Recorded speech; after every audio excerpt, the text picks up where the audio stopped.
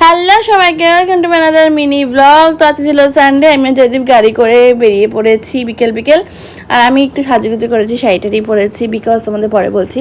তো দেখে তোমরা বুঝতেই পারছো কোথায় গেছিলাম হচ্ছে ভূতনাথে। বেশ ভিড় ছিল সানডে, তাও দেখো কি ভিড়, সোমবার হলে তো কোনো কথাই নেই।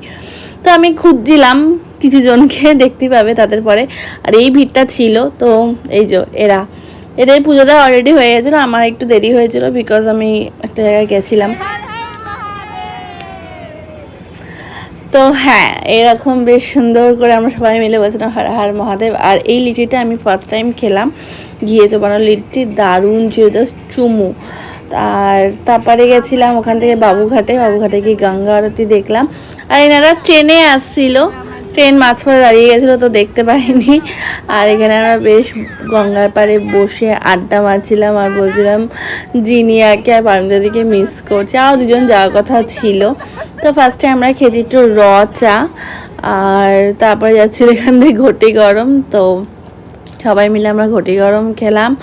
আর তারপরে আরও খাওয়া দাওয়া হয়েছে, আবার দুধ চা এসছে।